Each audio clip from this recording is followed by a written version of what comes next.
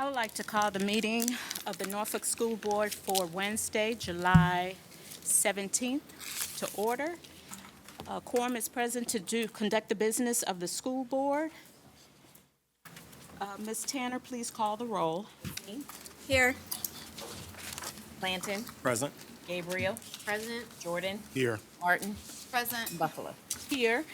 Dr. Martin, would you please lead us in the Pledge of Allegiance? Sure. Everyone please rise and turn your cell phones on silent.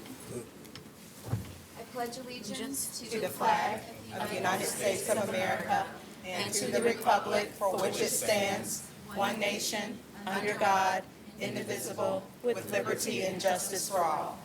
Thank you. You may be seated.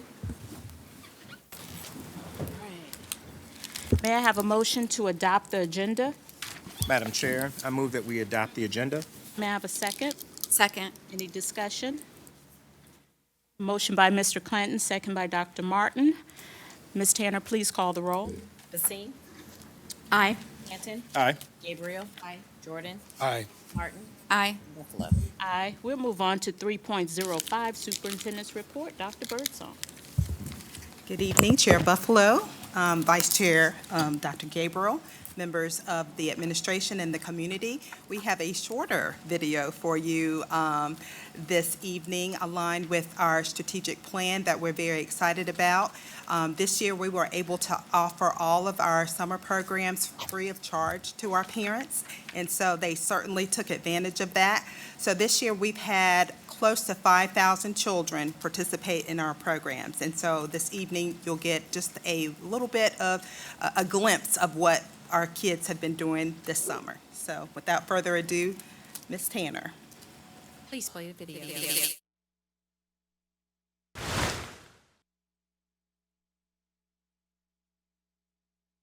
Educators from the National Institute of Aerospace in Hampton visited students attending the Green STEM camp at Camp Young over the summer to challenge them with a tough engineering problem.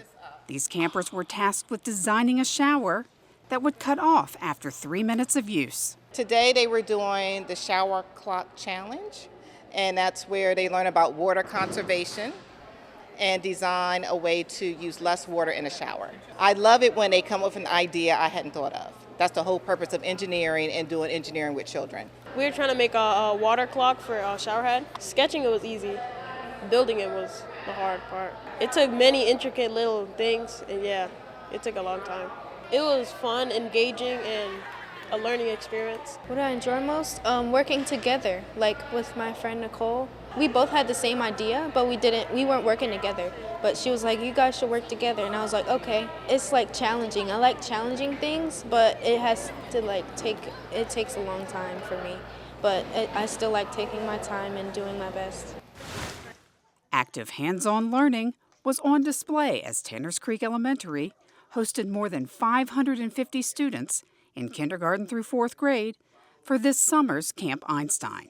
This innovative 4-week program challenged motivated youngsters to explore new subject areas and sharpen their problem-solving skills through creative lessons provided by teachers and community partners. What we try to do at camp is to give kids a spark and let them see the teachers create their own curriculums, and they are writing classes about what they're passionate about. So we want the kids to see that you can take your passion and develop it into a career. With 30 stimulating classes available to students and teachers, it's easy to see why everyone involved is so enthusiastic about participating in Camp Einstein. I want them to have fun. I want them to think and be creative. The art resin class is a class where the students use their creativity with exploring with colors and exploring with different materials to use, such as glitter and stones, to create their own resin product. It was very cool. It was elephant toothpaste. It was a lot of fun. We got to see something happen that we never usually look at, and you don't even know you're learning, but you're having fun still. Norfolk Public Schools helped our English language learners prepare for the upcoming school year by offering them a special 4-week ELL newcomer program. Approximately 120 students in preschool through 8th grade worked on their English language skills through hands-on activities that often involve them interacting with teachers and one another. This inclusive environment was highly effective in breaking the barriers that make learning a new language challenging. Their guards are down. They come in ready, they make mistakes. I'm proud that my son had attended a school with such a rich history. While there, the school owns a piece of my heart. I also have fiscal common sense. More than one source has told me that a long-term board member is covertly behind the movement to rebuild Booker T. Washington. On June 26, alumni presented their stance that Maury was getting a new building and thus Booker T. deserved one too. Later, your chief academic officer gave an overview of the extensive renovations that have taken place at Booker T, with more to come. When all is said and done, the city and the Norfolk Public Schools will have invested at least $44 million in my son's alma mater. Equity was a word that was used consistently by rebuild proponents. Sadly, the opposite is true. Building a high school is the costliest of capital projects. Rebuilding Maury, which is 113 years old, will cost $150 million plus. Rebuilding Booker T, which is in comparison is only 50 years old, would cost even more in this inflationary climate. In fact, the expense would be significant because the school would have to leapfrog the three schools that have been made a priority by your consultant. Based on their deplorable conditions, Norview, Jaycox, and Granby Elementary are the next in line for new schools. These schools would have to be put in the back burner to accommodate a high school rebuild. Is this equity? No, it isn't. Why should the children of those schools have to forego a new building because an alumni group has launched an effort that ignores the tremendous investment in Booker T? It is irresponsible for any school board member to encourage the hopes of dedicated alumni because there is little, if any, likelihood City Council would ever approve knocking down a building that has received millions of dollars of renovations, especially at the expense of the 3 elementary school communities. Council would never justify that to taxpayers. Do the right thing and demonstrate the value of the school's current and planned renovations rather than fueling bitter divisiveness. Thank you. Thank you. Liz Albert.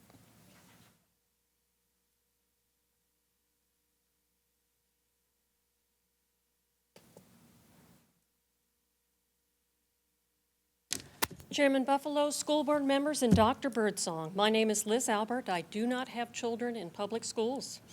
I am the vice president of a Norfolk Civic League and an advocate for improved capital improvement of Norfolk schools. I attended your June 26th meeting and listened intently to an alumni group trying to make its case for the rebuilding of Booker T. Washington High School.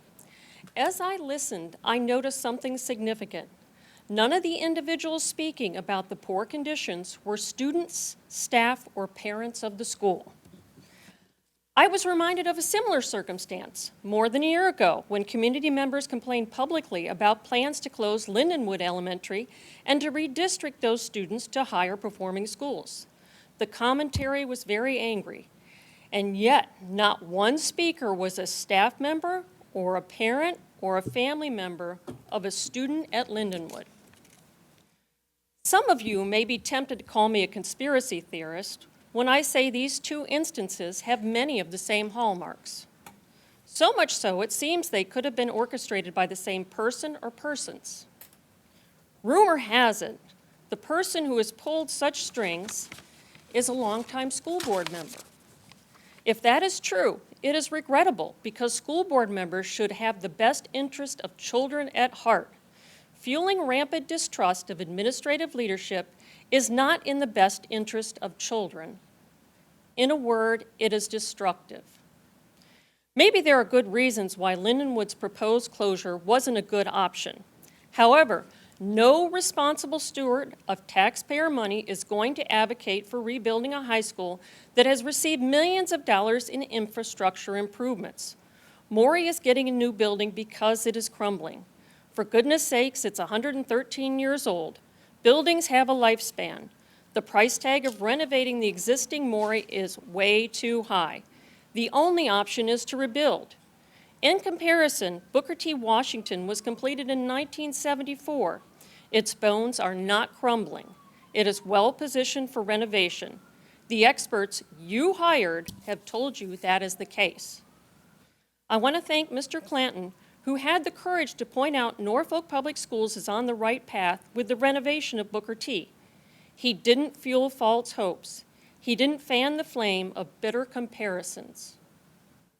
I ask the rest of the school board to follow his example. Thank you. Thank you. Next, we have Charlotte Smith Worley, followed by Mr. Elijah Mackey.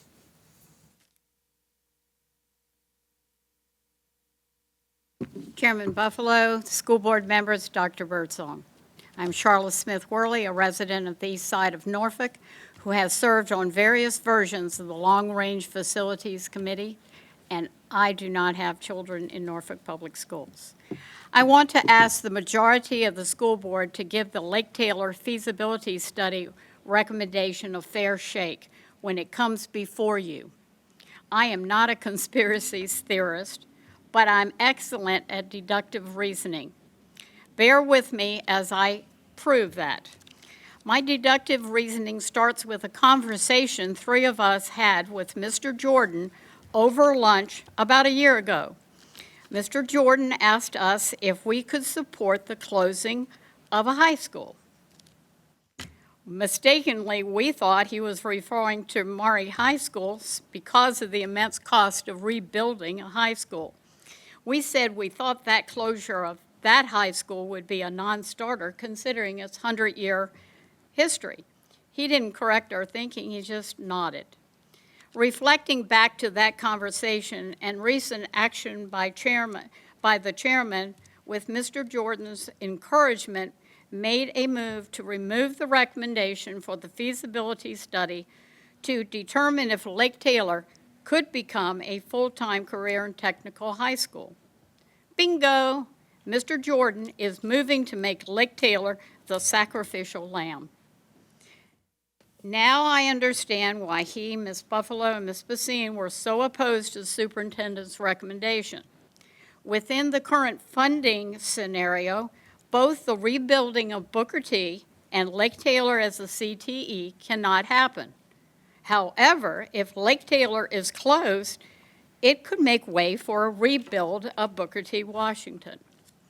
In the past school board meetings, Mr. Jordan led an effort to move the CTE concept from Lake Taylor to Booker T. Back in 2011, the consultant recommended Lake Taylor as the choice site for numerous reasons, as you well know. I ask again for the majority of the school board to give the Lake Taylor feasibility study a fair shake when it comes before you.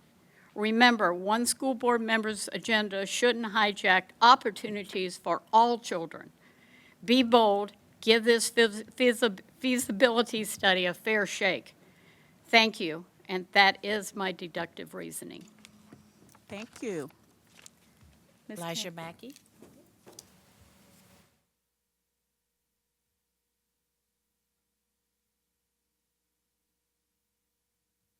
Welcome. Good evening. Good My name is evening. Elijah Mackey. Can you push, closer to you? Is this better?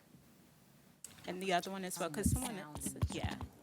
Channel 47 these- is trying to fix the sound in this room. Is this good? Okay. Yes. Okay. My name is Elijah Mackey, and I'm the owner of Adventure Time Eli, and I like to help with wildlife and endangered species conservation. I do that through Instagram and other social medias. Places I've started to teach at are the Virginia Zoo, Virginia Live Museum, Portsmouth Children's Museum, and also A+ Academics starting my summer camps. Awesome. Yay.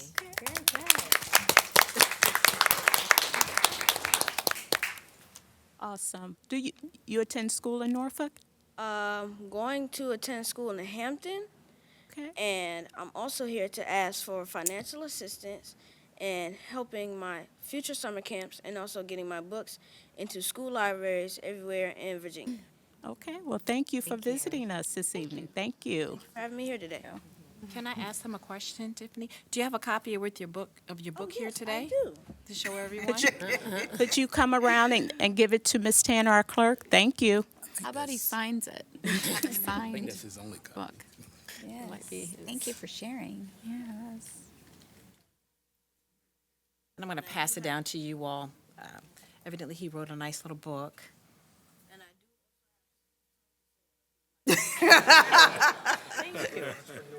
Where's Bruce Brady? He's an entrepreneur. Did you bring some with you tonight? Oh, you did? Okay. Okay. Okay. So, Ms., is there anyone else after him to speak? Yes, ma'am. Thank you, Mr. Mackey. We're going to bring it back to you. Next, we have Alice Allen Grimes, followed by Asia Bennett. And if that's not correct, please correct me when you come to the podium. My name is Alice Allen Grimes. I live at 1322 Mallory Court. I'm the president of the Norfolk Preservation Alliance and the parent of 2 Maury High School graduates. Our alliance worked diligently the last 2 years to persuade the city to renovate the historic parts of Maury High School as a school, including meeting one-on-one with board members and some council members. However, the school board voted to select the PPEA plan for replacement of Maury. One school board member noted that students in the new Maury would still have access to the auditorium in the historic building.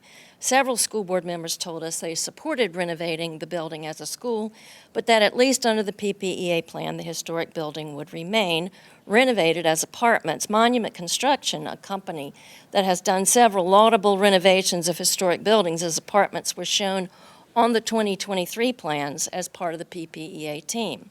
Despite all that, the interim agreement you're looking at tonight states the school board and city reserve at this time the issue of any disposition of the existing Maury High School building. The plans presented at the public meeting 3 weeks ago no longer show Monument Construction as part of the PPEA team. Attendees were asked to fill out postcards as to what they would like to see happen to the historic building. It now appears that the whole scheme in approving the PPEA plan to build a new school and convert the historic building into apartments was nothing but a classic bait and switch. It seems the PPEA plan, as presented to the public, was a smokescreen so the city could build a new Maury and shut down the strong public outcry about demolishing Maury by telling us the building would be renovated. There appears to be nothing written anywhere that documents what will happen to historic Maury High School, and residents don't know what is going on. As far as we know, it's back on the chopping block.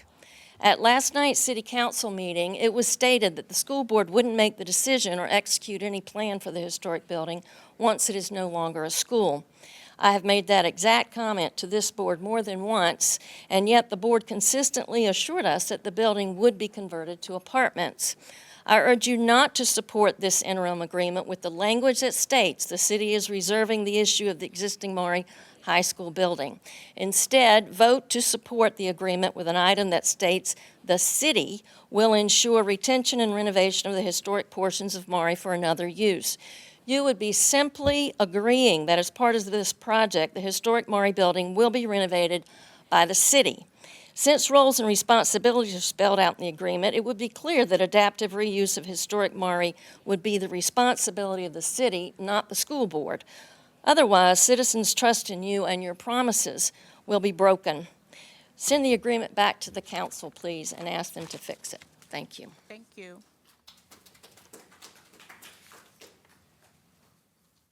And next we have Asia, Miss Bennett. Is that your name, Asia? Alicia. Okay, thank you.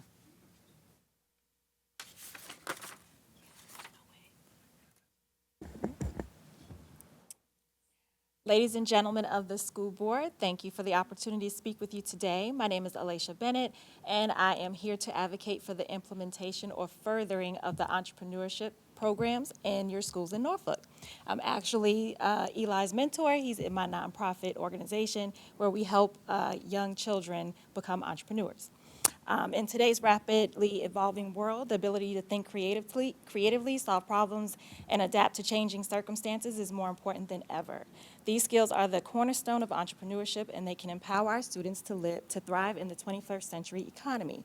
Introducing entrepreneurship programs in our schools or furthering them is not just an educational enhancement, it's an investment in the future of our community. First and foremost, entrepreneurship education fosters essential life skills. It teaches students to think critically, manage resources, and take initiative. These are the skills that are highly valuable in any career path, not just for those who aspire to start their own businesses. By integrating entrepreneurship into our curriculums and our schools, we can prepare our students to be proactive and innovative and have those qualities that are increasingly demand in today's job market. Norfolk, with its rich history and diverse economy, provides a unique environment where entrepreneurship can flourish. Our city is home to a vibrant mix of industries, from maritime and logistics to technology and the arts. We have some beautiful STEM programs in our schools. By equipping our students with entrepreneurial skills, we can inspire them to create businesses that build on our local strengths and address our community's specific needs. This, in turn, can lead to economic growth, job creation right here at home. Moreover, entrepreneurship education promotes social responsibility and encourages students to look at the world around them, identify problems, and develop solutions. The mindset not only benefits the economy, but also fosters a sense of community engagement and responsibility. Students learn the value of giving back and making a positive impact, which can lead to more connected and supportive societies. Just wanted to reiterate that the program that Eli is in for students, it allows them to, we take students from age 5 to 17, and we actually help them build a legal business through a 12-week program. And at the end of this program, they're able to go out and express themselves. They're more confident. They have customer service skills. It's just a great opportunity for them to learn another skill. He'll never be broke because he understands the foundation of business and how to make money. So, my asking is that if we can increase some more entrepreneurship programs within Norfolk Public Schools. Thank you. Madam Chair, that concludes our speakers for this evening. Well, thank you, Ms. Tanner. I'll try to speak loud. We're going to move on to 3.07, approval of consent agenda. May I have a motion to approve the consent agenda? Madam Chair, I move that we approve the consent agenda. May I have a Second. second? Motion by Mr. Clanton, second by Dr. Gabriel. Any discussion? Ms. Tanner, please call the roll. Basine? Aye. Clanton? Aye. Gabriel? Aye. Jordan? Aye. Martin? Aye. And Buffalo. Aye. We're going to move on to 5.01, monthly financial report. Dr. Birdsong. Good evening, again, Chair Buffalo, Vice Chair Dr. Gabriel, members of the administration and our community, Dr. Cheryl Spivey, not doctor, I just gave her a doctorate. I know you feel like you've earned one your short time here. Mrs. Spivey, our Chief Finance Officer, will provide an update regarding our monthly financial report, which also includes the quarterly grants update. Mrs. Spivey. Good evening. Chair Buffalo, Vice Chair Dr. Gabriel, Dr. Birdsong. I'm pleased to present the 12-month report for fiscal 2024. The June financial report covers 12 months for the fiscal year that began July 1st of 2023. As with previous financial reports, this report reflects 12 months of transactions that were recorded on or before July 8th. As shown on the financial highlights page, general fund collections during that period was $231.7 million, or 97% of the $409.5 million general fund budget. Note that the final sales tax number, which is the primary one that you see is not quite at budget, it will be received in August. So the expectation is that we will be even closer to 90% of our receipts by the time the financials are closed for the fiscal year. By the end of June,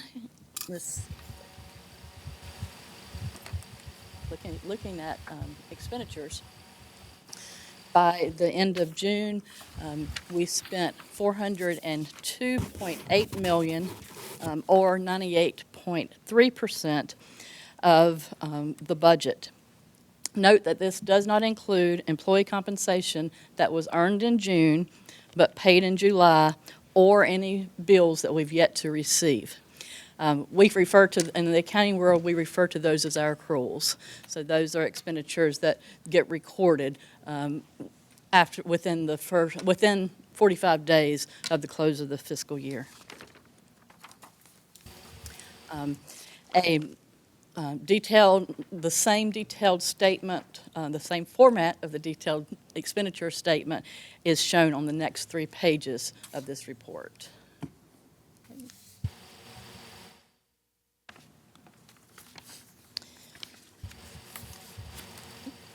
Next, we will look at the quarterly financial report. The quarterly grants report.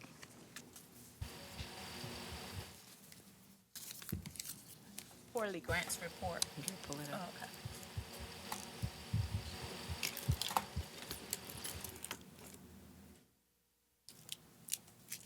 As of June 30th, $240.6 million of grants were in progress, of which $182.7 million, or 75.9% of the total amount, has been spent. The largest of those categories are the ones in the top boxes, which are through the American Rescue Plan Act, also known as ARPA and ESSER. $119 million. There are $119 million of these grants that have been acted throughout the fiscal year, and as of the end of June, we spent $111.7 million, or 93.7%, and that is spent or encumbered. The $7 million that has yet to be encumbered is being used for summer school and tutoring. All of these funds will be spent by September 30th. And finally, we'll look at the donations and gifts report. And during the last quarter of the year, we received $164,000 from more than 50 donors. And so we ended the year in very, very good with our donors. And Chair Buffalo, that concludes my comments, but I'll be happy, and I'm happy to take any questions on any of those reports. All right, thank you, Ms. Spivey. School board members, you heard the report. Are there any questions? Yes, Dr. I don't have any questions. I just want to express thanks again to all those who've donated to Norfolk Public Schools for all of the various things that we see here in the report: teacher appreciation, gift cards, athletic programs. It means a lot to the students and the staff, and we greatly appreciate the donations, and thank you very much. Anyone else? Thank you, Ms. Spivey, for that update. So just so I understand, if we could go to the monthly financial report, the main report. Yeah.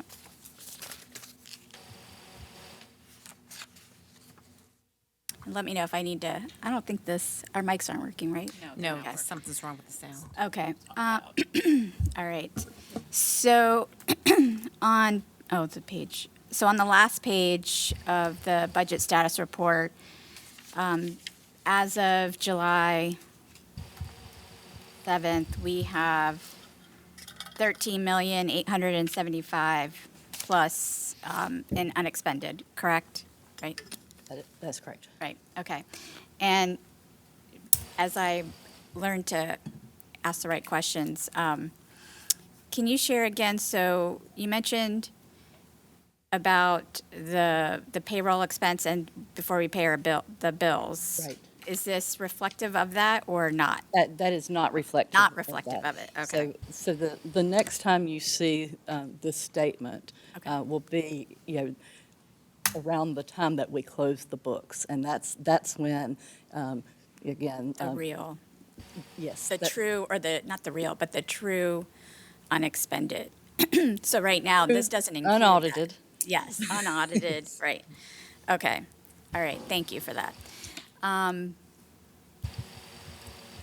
next question is around the grants, the quarterly grants report, and I appreciate you answered one of my questions about how the money, the remaining funds would be spent, particularly around the biggest box of, our ESSER funds.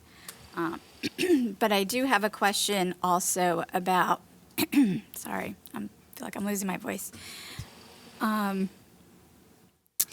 just missed it. It was one of the Title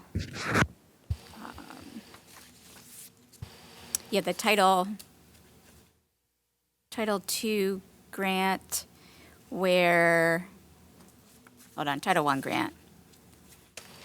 It was a school improvement grant. So to date, we have until September 30th to expend the remaining 1.2 million, right? And what will those funds be used for? I mean, we already have that as outlined in the plan, correct? Right. Like, okay. Well, I have spoken with the chief schools officer, and they are working with the state right now to make those final determinations. Okay. Okay, thank you. Is there anyone else? May I have a motion to approve the monthly financial report? Madam Chair, I move that we approve the monthly financial report subject to audit. May I have a second? Second. Go ahead. Motion by Mr. Clanton and Dr. Gabriel. second by Dr. Gabriel. Any discussion? Ms. Tanner, please call the roll. Basine? Aye. Clanton? Aye. Gabriel? Aye. Jordan? Aye. Martin? Aye. And Buffalo. Aye. We'll move on to 5.02, Dr. Birdsong.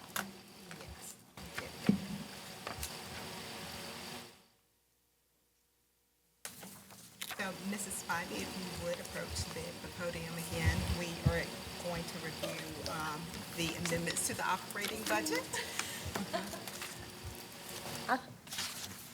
I was thinking we were going to end on fiscal 24, but no. Yes. Thank you. Sorry about The that. state's budget, we received an additional $17.99 million and Right. so the administration is proposing a plan for the expenditure of those funds. That is correct. And I have access to this. I'm going to, oops, I didn't mean to go all the way out. I wanted to get to the last, the hold on a last second. page of that report.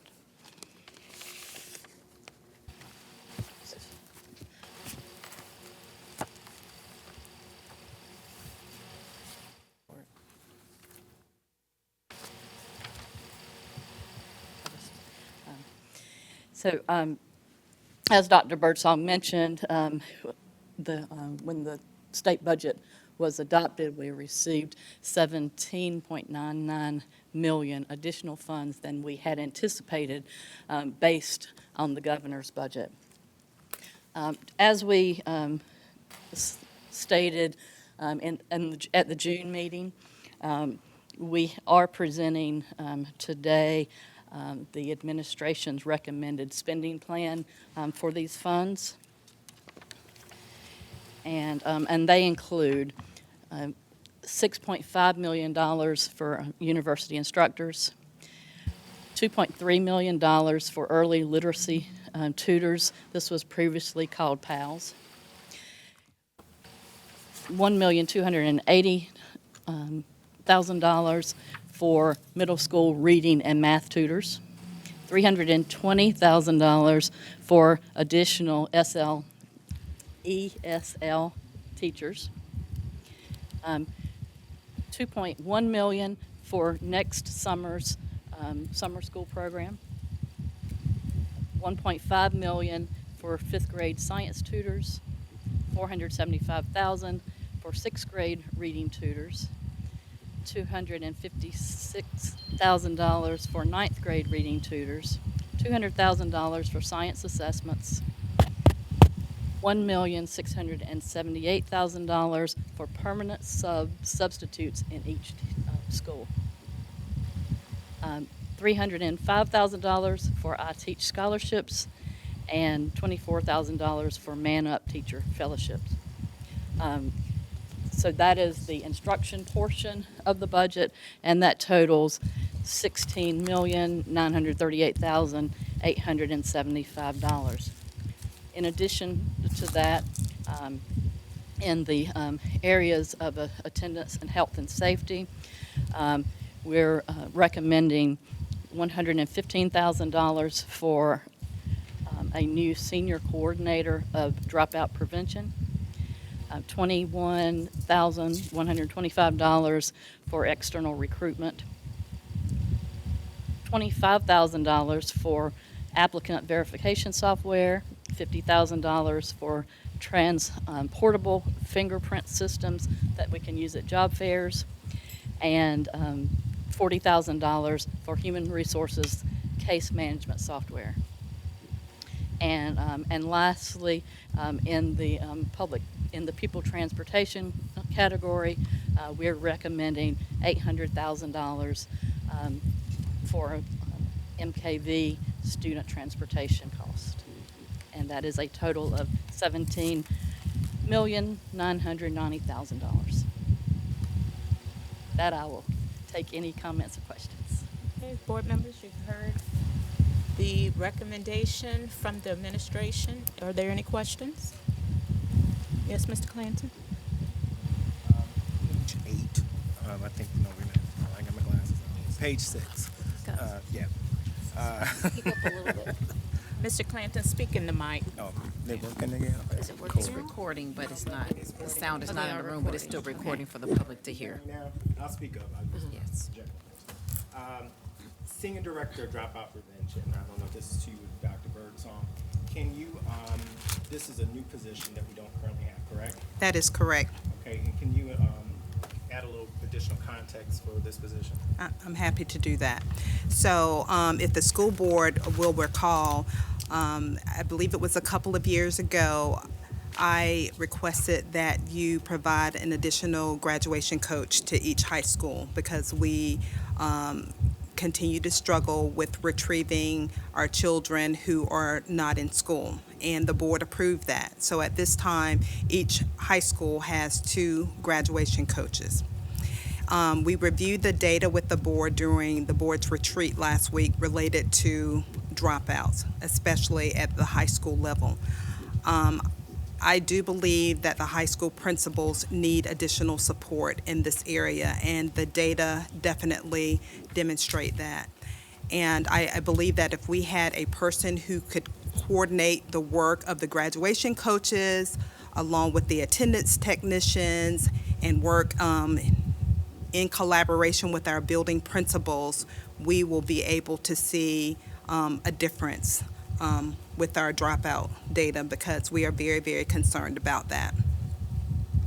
Okay, so as a follow-up, Madam Chair, so based on what I'm hearing, Dr. Birdsong, so each of our high schools have 2 graduation coaches? They do. Okay, and then you were also talking about the attendance technicians, correct? Yes. And as far as attendance technicians, how was that rolled out across middle school versus high school? And I guess, would this person be over the entire district as far as attendance, or is this just high school?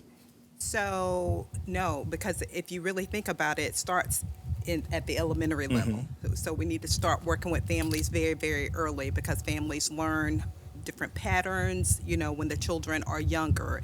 If it's impressed upon children, they need to be at school every day, it just becomes a habit. And then, of course, there are reasons for children not attending school, and we acknowledge that. But this person would coordinate all of that, because right now the graduation coaches work with building principals, report to building principals, and also work through our executive director of secondary schools and the chief schools officer. And then we have our attendance technicians working out of the Department of Student Support Services. So I do believe we need a more coordinated effort. More coordinated. So is there one in each absolutely. school? Is there an attendance technician in every school? We have multiple. We have a lot of attendance technicians. In fact, the board approved an increase for the salary of attendance technicians. I believe that was about 3 years ago. We recommended that, so we were able to fill all of those positions. So yes, they certainly have at least one. But One in there. Yes. So my biggest thing was just that this wasn't just for high school, but this is division-wide. It starts at elementary. Okay. It really starts at the elementary level. All right, thank you. But we really see it at the high school level. Any other questions? Ms. Basine? I'm sorry. No, go ahead. Oh, Ms. Basine, then Mr. Jordan. You could let Mr. Jordan go first. No, you go ahead. You're fine. It's fine. Go ahead. Draw straws. Okay, I'll Ms. go. Basine. All right.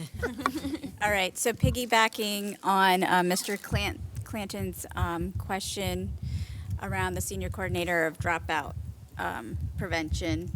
So I know that the administration has done a lot of root cause analysis to understand, our chronic absenteeism, our dropout rates. So I assume this position is a result of that analysis and what we feel is a high leverage point for decreasing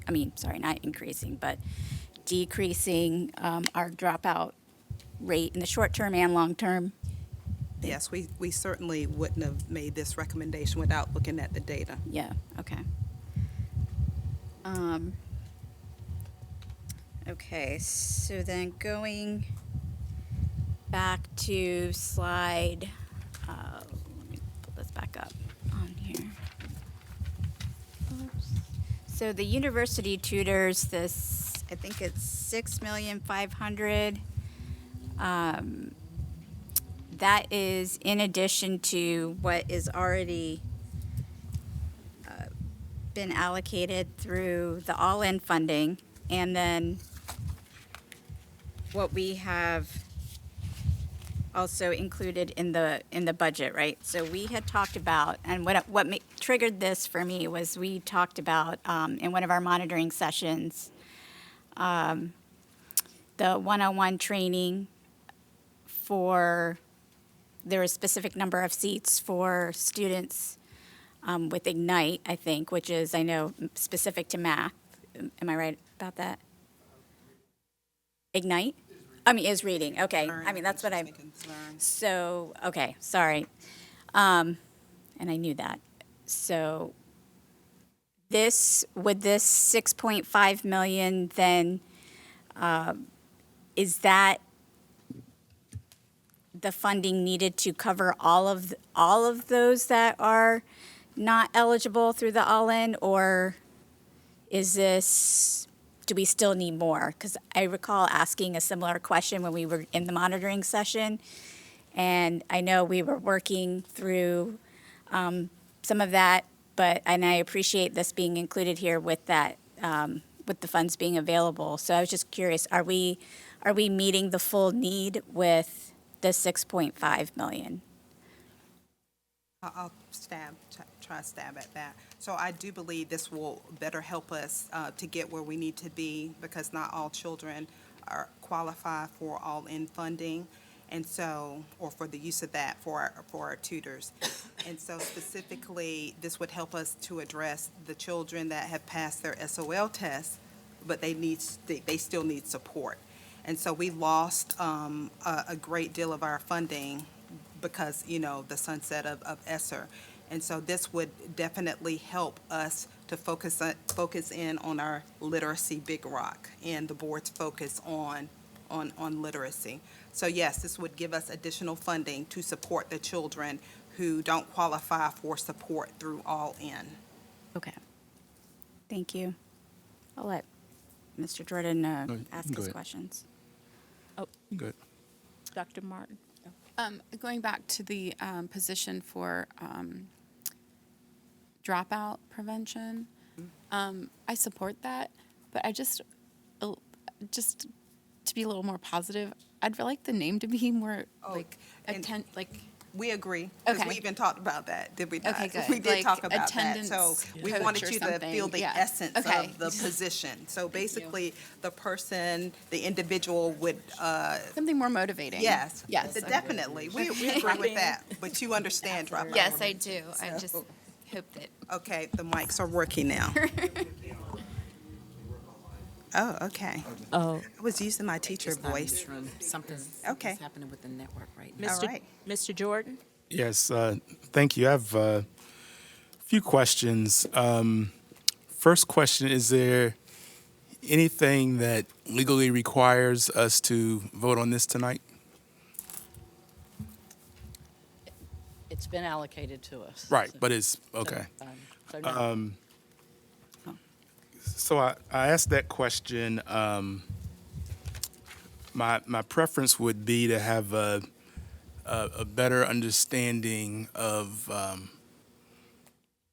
how it aligns with our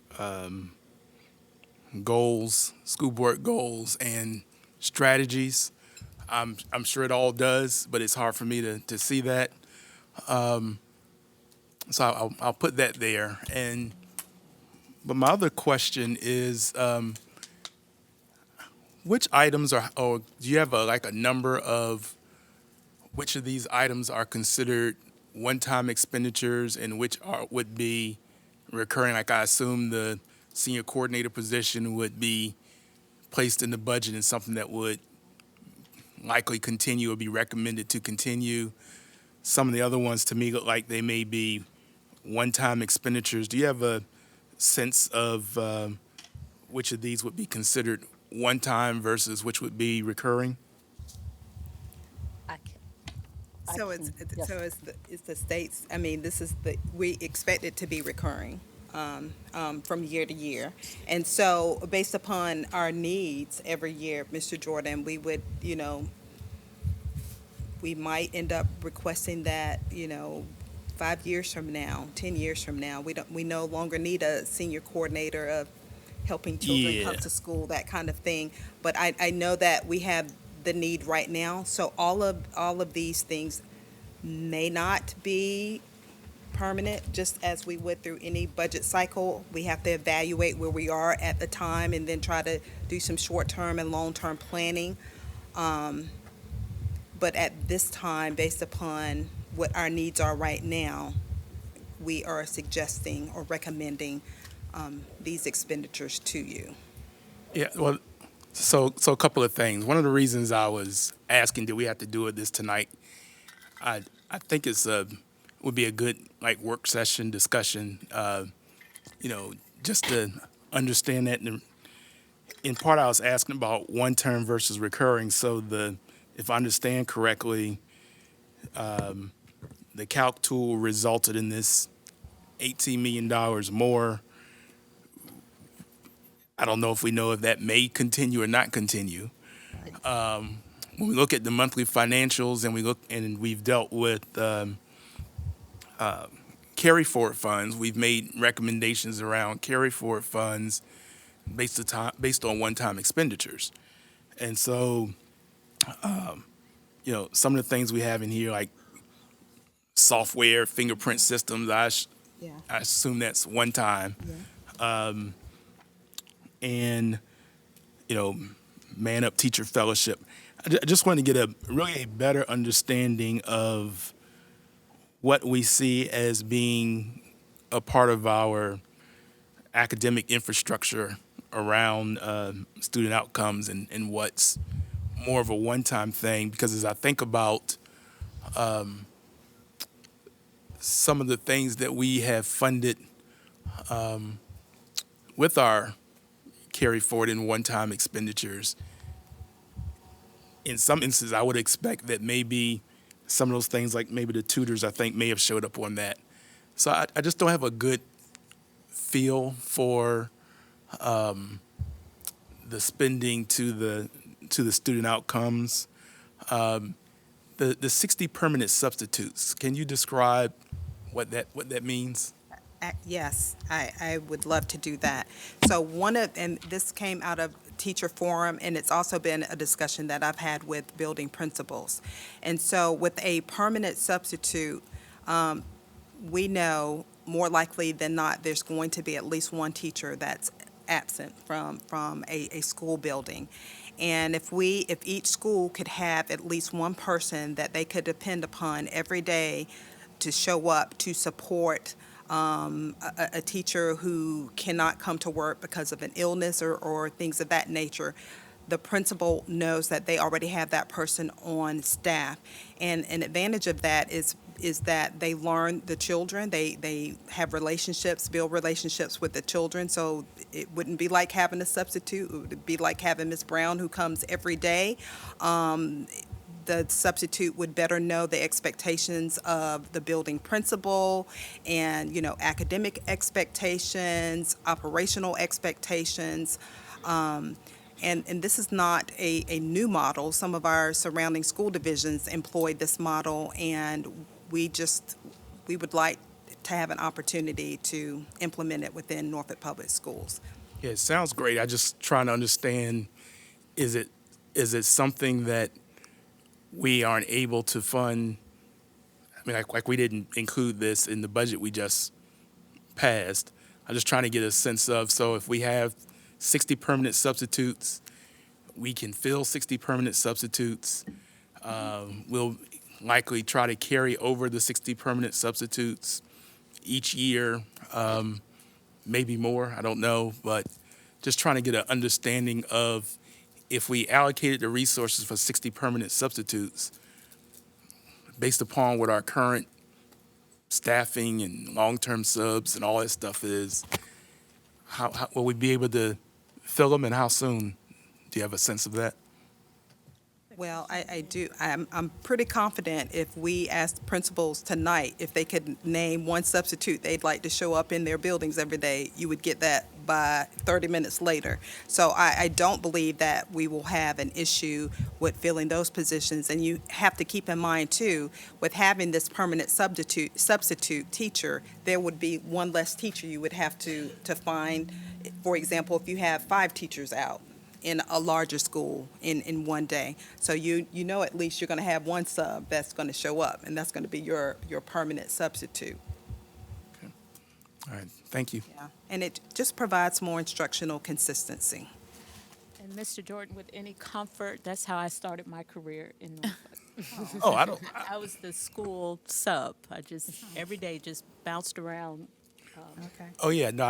At Larchmont. My concern is not just with the idea. It's just understanding how we systemically build it as part of our teaching and learning core, and be able to plan for it moving forward. That's why I was asking: is it one time versus recurring? Because if it's a one-time thing, then you may have it for this year and then it may go away. If it's a recurring thing, then we know that as we look at our proposed budget, it will come up, that we're likely to see this as part of that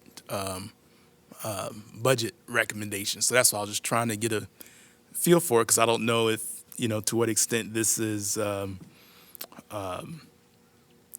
result, how much of it is a result of the calc tool, how much of it is a result of the state's budget. It's just a whole lot of moving parts. And Are you referring to the era, the calc tool yeah, era? I don't know.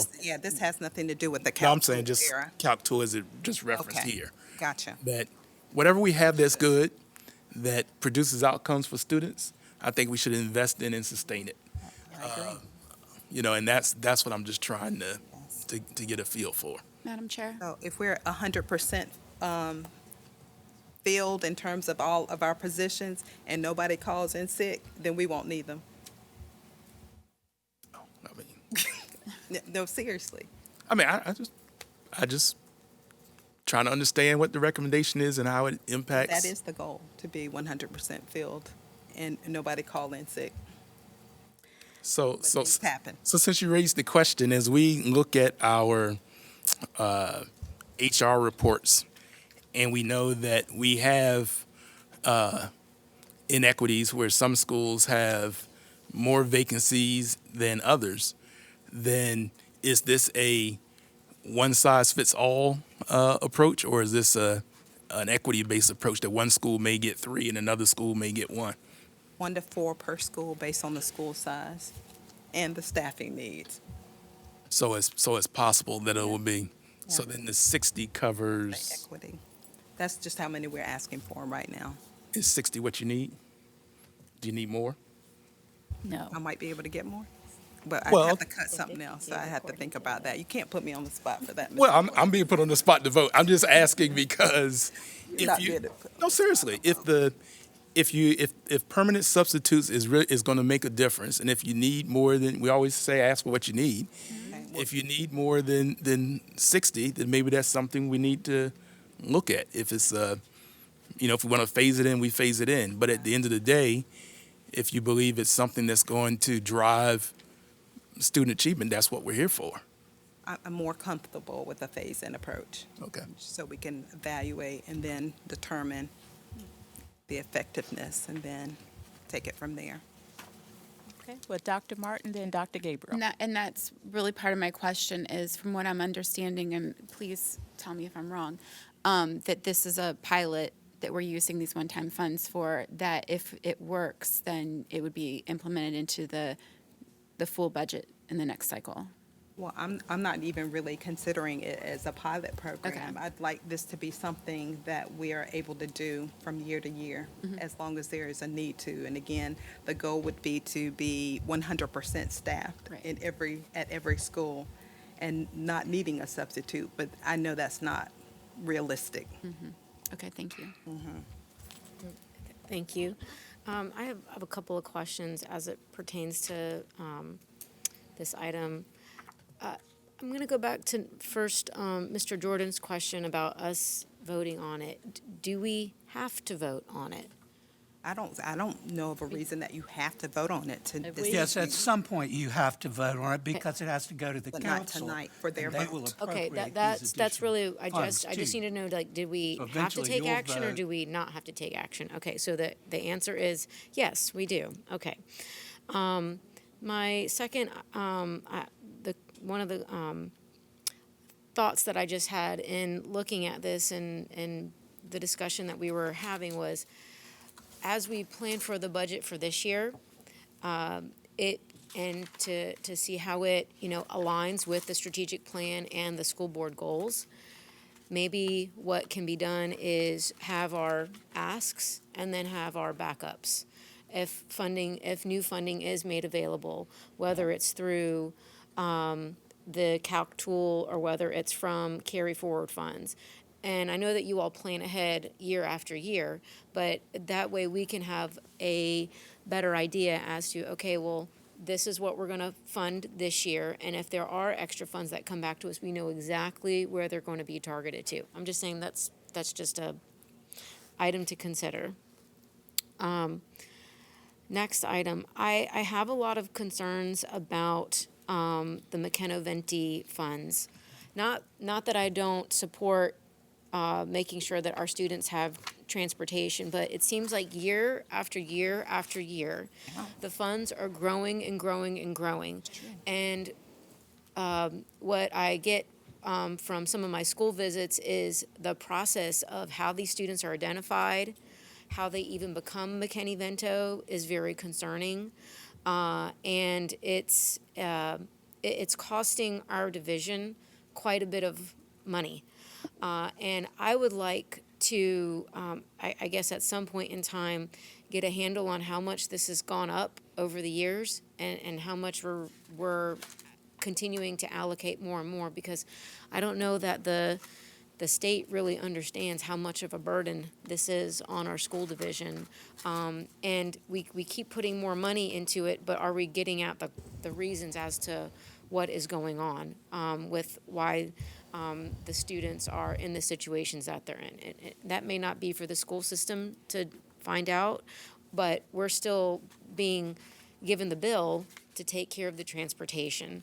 And if I'm correct, when we put these funds towards these items, it's not going towards, the academics, correct? So that is correct. You raised a couple of issues that I'd like to address. So first of all, we have a legal obligation to make sure that we provide the transportation for our children who are homeless, and not only a legal obligation, we have an ethical obligation to do that as well.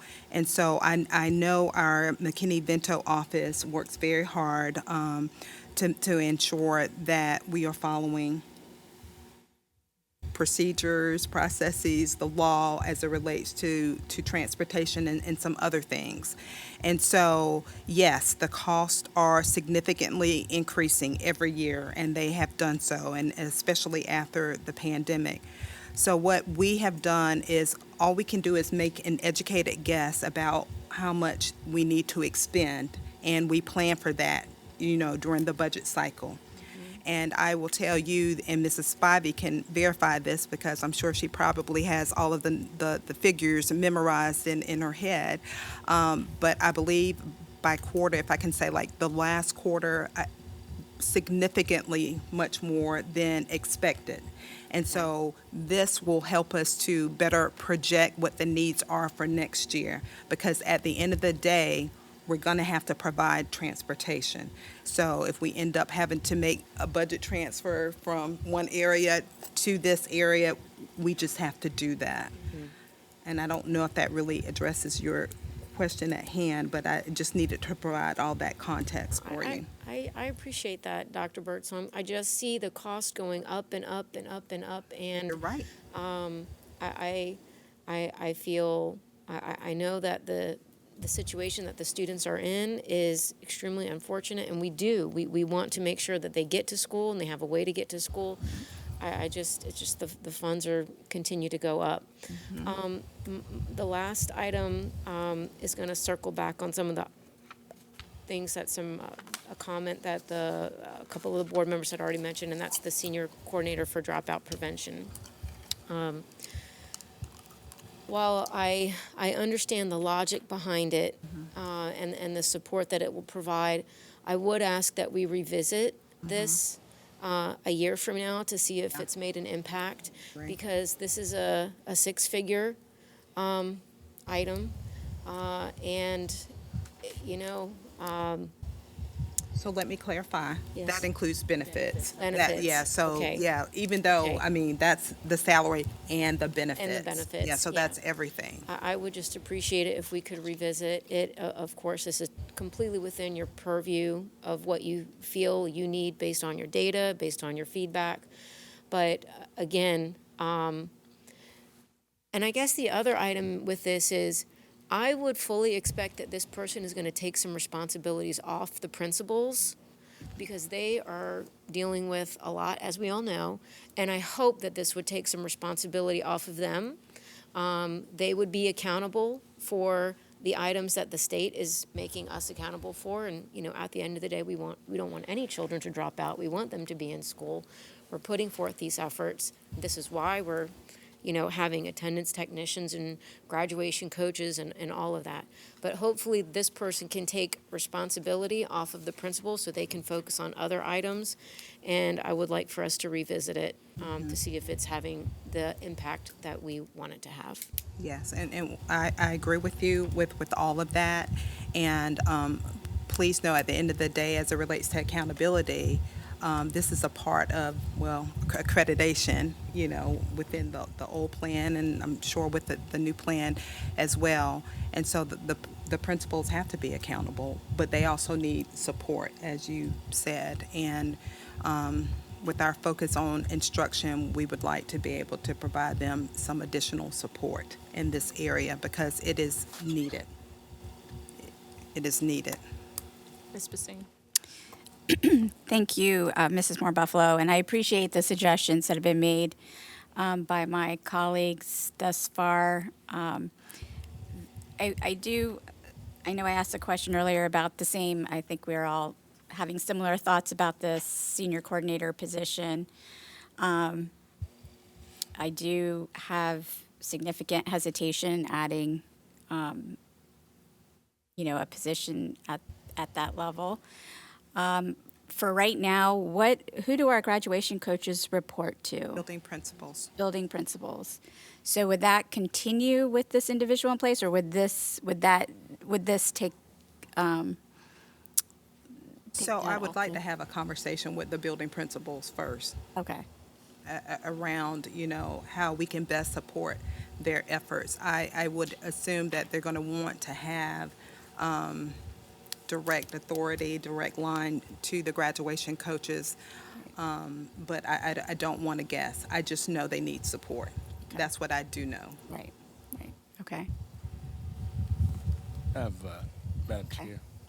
Mr. Jordan? Yeah, I know we trying to move on, and I don't want to belabor it, but just for clarity, university instructors, we currently have a full complement of university instructors. Is that correct, or is there a gap? As in, do we need more? I mean, we have, for all the ones that we need, we have Yeah. all those tutors are filled or positioned or available. So probably not. I know there's a transition during the summer. The people Okay. who decide that they're not coming back, we have to make sure someone is in place. Okay. So I don't know the specific data point in my head right now. But generally, we're not having challenges finding tutors. I don't feel like we're having challenges with our UI instructors. And the early literacy tutors, this is a continuation, so we have 82 that are currently in place, and this would continue those 82. Right, except the focus would be VALs and not PALs. Right. Yes. And the fifth grade science tutors, Yes. we have an existing complement, and this adds additional. So, Mr. Jordan, so we reviewed the data last week. Right, with the board science. Yep. around science, Mr. Jordan. We need some additional support in science. We've got to address instructional concerns with science. And so we believe that providing the tutors at the fifth grade level, where we seem to be struggling a lot, and again, as you looked at the data of quite a few of our elementary schools, they were hurt this year because of the lack of performance in that area. So we would like to have some additional support to come in to work with our fifth grade students and our teachers, especially in the area of hands-on instruction. We believe that we could probably do a better job with that. There was such a great focus on literacy, the reading and the mathematics, and we need to dedicate the time to science instruction. And so we know that by having some additional instructional support, we could see a difference with that. Okay, thank you. That was very helpful. You're welcome. Are board members ready to take a vote? May I have a motion to approve the school board operating budget recommendations, recommended spending plan? I move that we adopt the proposed school board operating budget spending plan. Second. Okay, any discussion? Ms. Tanner, please call the roll. Basine? Not at this time, thanks. No. No, sorry. Oh, okay. No. The Sorry, this microphone, yeah. stuffy, Clanton? Gabriel? Aye. Jordan? Aye. Martin? Aye. Buffalo? Aye. We're going to move to 5.03, consideration and approval of interim agreement for preliminary design and related services for the Maury High School replacement project and under the Public-Private Education Facilities and Infrastructure Act of 2002. That was a lot. Board members, we've received the interim agreement. We've had discussion around it. This agreement was approved by City Council last night. So at this time, I'm asking for a motion to to approve the interim agreement, Maury PPEA interim agreement. Madam Chair, I move that we approve the Maury interim agreement for preliminary design and related services for Maury High School replacement project. Second. Okay, first by Dr. Gabriel, second by Mr. Clanton. Any discussion? Madam Chair, Yes, Mr. Clanton. unless not Dr. Burson, Dr. Gabriel, she's the maker of the motion. Did you want to speak first? You can go first. Go for it. Okay. I know there's been a great deal of discussion with this particular item here, and I know that for the board, when we took our vote in the fall, a great deal of trying to get to what we considered a win-win in this particular situation. We understood those individuals who wanted to preserve a building, but also the need to put students first and the staff members to ensure that they had a healthy, safe, and secure learning environment. And so the PPA proposal that was presented to us after sending it back, for some additional questions and so forth, which you see completely outlined in this agreement. This is an interim agreement. It is not the final agreement. That's the point that I want to raise, that it will lead up to a final contract agreement. But this is what will govern us for the next couple of months until we get to that particular point. I make it no meant and very public in the respect that I want to see a Maury High School building still there, be used for something else. Norfolk has had a history of tearing down historical buildings throughout our city, and we don't have a lot of that stuff left. However, I want to stress, my responsibility right now is a member of the school board and is to ensure looking at schools and school construction and not economic development and what potentially may happen to that building when it's on the city side. Hopefully that'll be something I get to do a little later. But right now, I'm focused on schools and focused on what's best for our students. And so I'm voting in support of this resolution. It is going to take a great deal of effort to ensure that we have collaboration. And I think that this allows us an opportunity to demonstrate to the citizens of Norfolk collaboration between our funding partners at the city as well as here at the school board in regards to moving forward with using this as an example. So this is why I'm voting in support of this. It's not perfect, but I think it gets us where we need to go so we can get to the next phase. Thank you. Dr. Gabriel? Sure. Thank you very much. And thank you, Mr. Clanton, for putting all of that in such a good perspective. As members of the school board, and I will speak for myself, my duty is to advocate for all of the needs that our students need, and that is to advocate for everything that they need. We want them to have the best school building, the best facilities, the best teachers, all of it. We should not underestimate what the needs are.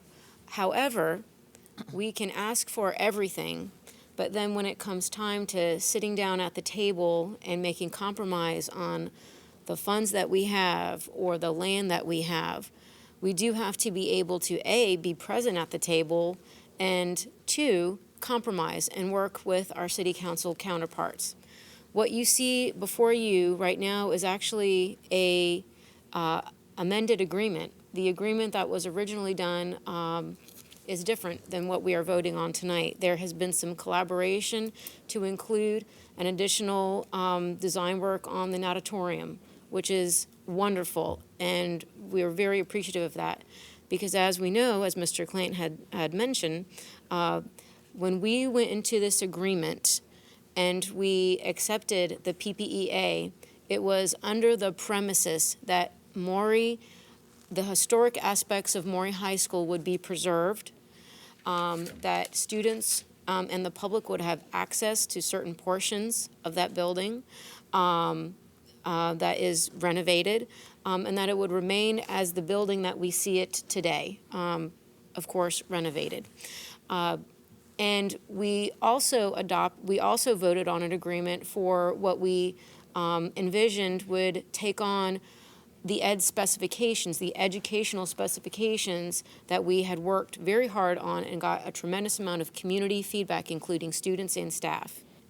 And so, again, this agreement right now is an agreement between the school board the City Council and Heartland Construction to move forward on preliminary design work of what we could possibly do with the land on that. And I fully intend that our entity, the school board, will be collaborating and working with City Council and the construction and Heartland Construction to ensure that we get the very best for our students, and that we are equal partners at the table with them. So I will be voting in support. And again, this is the interim agreement, and as we move forward on the next phases, I hope that everyone, staff, students, and the community continues to be engaged in the process. Thank you. Okay, I saw Dr. Martin's hand, then Ms. Basine. I just want to say I concur with a lot of what has been said by just previously by my colleagues. I'm really excited to have this opportunity to build a new school for our students, and I have every confidence that we are going to do that very well. And I'm really excited to go through this process with our city council members, and again collaboratively. That is definitely a key. I know that being two separate boards that, we can kind of get wrapped up in our own business, but I'm optimistic that we can put that additional effort that is needed so that we can work as a broader team, because we can't do it without one another.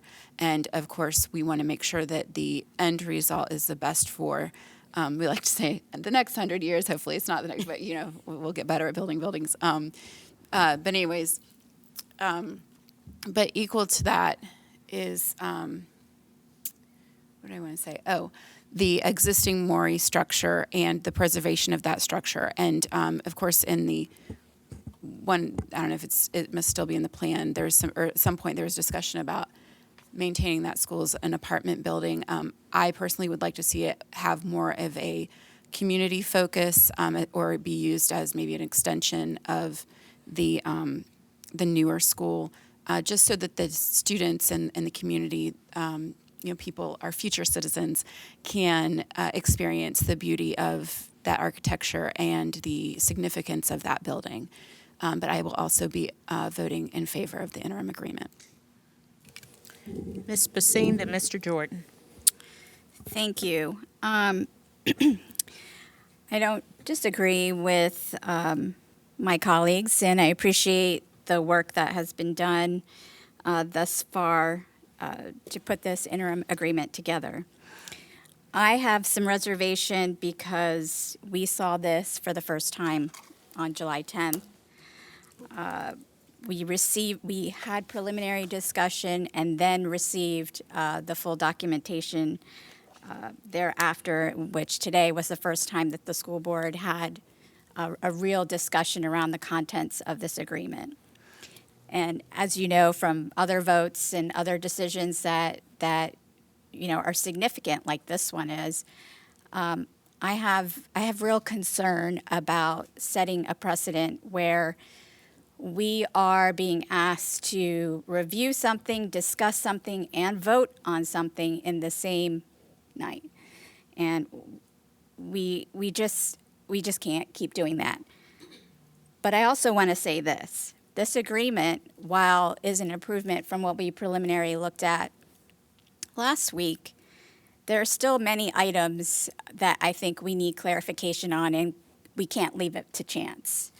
And those things are spelling out in writing what collaboration really looks like, what are the responsibilities of all the parties involved, spelling out that this is not just in the interests of the city, but also in the interests of the school system, and most importantly, in the interests of our students, our youth, and in advancing student outcomes. And finally, I think that we just have to, if we're really going to be collaborative, I think this document and agreement needs to clearly demonstrate that by outlining that when the city receives information, the school board receives information at the same time. I would like the agreement to also state that all information will be shared in joint meetings only, and that no party will get information before the others. And I say that in particular knowing that our partnering governing body has had updates on this, whereas we had not had updates. So in the spirit of collaboration, I am excited about this project. I do want to see it move forward, but at this moment, I'm not in support of the agreement as written. Mr. Jordan? Yes, as the long-term serving, all-powerful Oz of the school board, I am happy about some of the changes that have been made by the council. And I appreciate my colleagues and Dr. Birdsong being able to advocate to the council about the concerns that we raised. As was mentioned earlier, we received this agreement at a second day of retreat last week.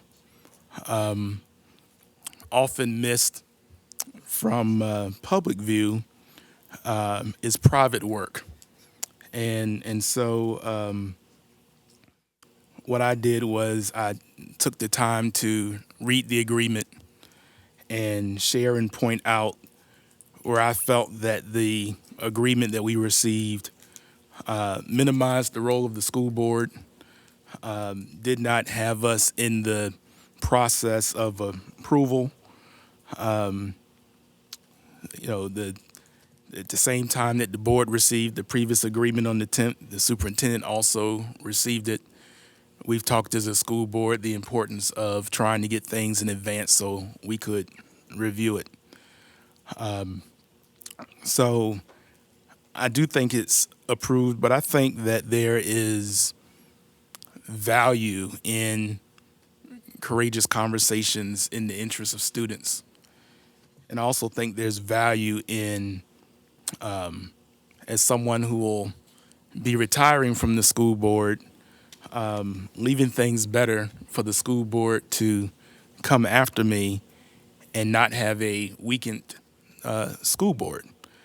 And so we're kind of in the position where we are now, time, money, council going on recess to address this agreement.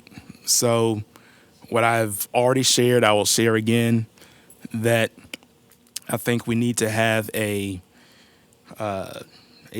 what I understand legally is that the recitals section of this interim agreement, there's some flexibility there. And I think that in the recital part of the agreement, we absolutely need to spell out in section 10 what the duties and the responsibilities will be of the school board and of the city when we say collaborate. Collaboration to me is not I get something and give it to you at the last minute and then you respond under the pressure. I also think that it is important moving forward that we are clear about the project management team and having clear advocacy there in terms of the school board's role in protecting the interests of our students and of our staff and the use of our facilities. So I also have mentioned for quite a while that I think the school board needs to have its own legal counsel to advise us in regards to the PPA and other matters. On the PPA, the way it functions right now, we put pressure, in my opinion, on the city attorney's office and on the city attorneys who represent the school board to walk a line between what the city's interests may be and what the school board interests may be. And in my review of other PPA interim agreements that have taken place around the state, the council absolutely reviews and authorizes the school board to enter into a PPA. The school board then acts as the responsible party and the owner, always having to go through the checks and balancing process with the council or the board of supervisors. It's not typical that the local appropriating body and the school board would be identified as joint owners. I'm fine with that in spirit, but I think we need to really spell out what that means and be clear on the counsel and advice that we receive in the interest of the school board as a party to the agreement, which 99 times out of 100 may be in perfect alignment with the city council and with Heartland, but the 1% that may raise its head, we have to have our own counsel and advice in the interest of the school board.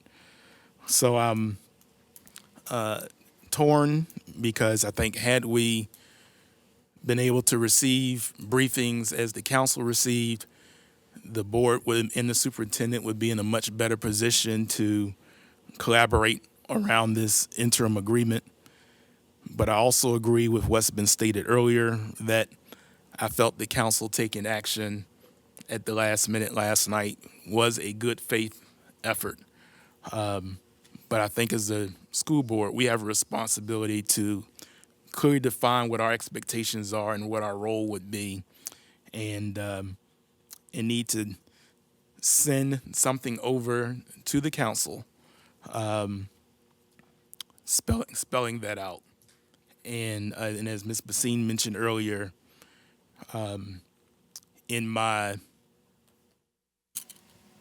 I guess since 2016, so in my last 6 years as a school board member, the number of joint meetings between the board and the council is significantly reduced than what it was before.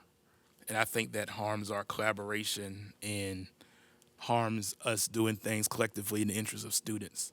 And I think we must find a way to get our council and our council leadership to truly work with our board leadership and the superintendent and the city manager in the interest of students.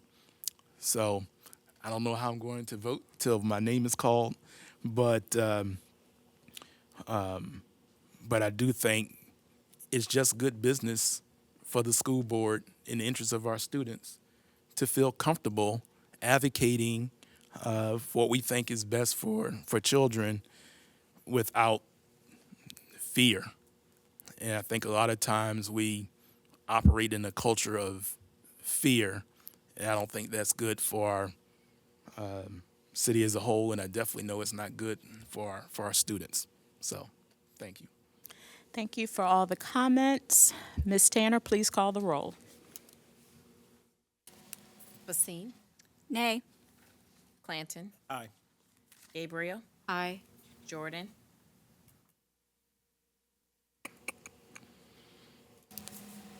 What is it you say when you come back to you? When you say you can come back Pass. to you to take the vote? I think it's pass. Oh, you want to?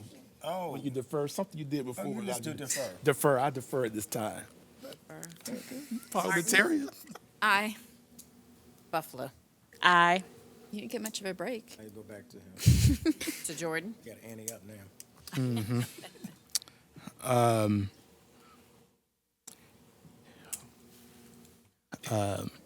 With the stipulation or the expectation that this body is going to immediately tomorrow start working on the things that we've talked about to submit to council, I will vote in favor. If we don't do it, the board owns it.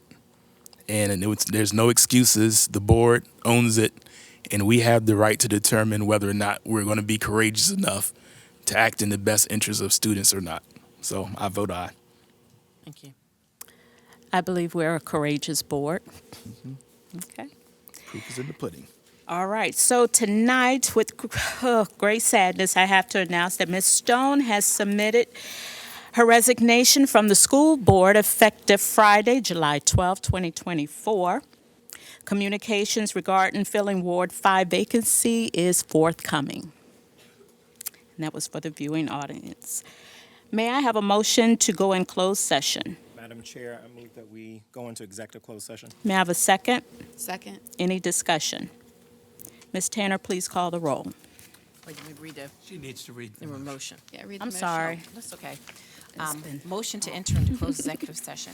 Move that the members of the school board of the city of Norfolk go into a closed executive session for the purposes which are set out in subsection A of section 2.2-3711 of the Virginia Freedom of Information Act as amended for A, further discussion of the performance of the superintendent pursuant to section 2.2-3711A1 of the Act. B, further discussion of issues concerning the evaluation of 3 students with disabilities pursuant to section 2.2-3711A2 of the Act, and C, consultation with legal counsel and briefing by staff members pertaining to actual or probable litigation or regarding specific legal matters requiring the provision of legal advice by counsel in connection with the matters set out above in A and B. Basine? Aye. Clanton? Aye. Gabriel? Aye. Jordan? Aye. Martin? Aye. And Buffalo. Aye. We're in closed session.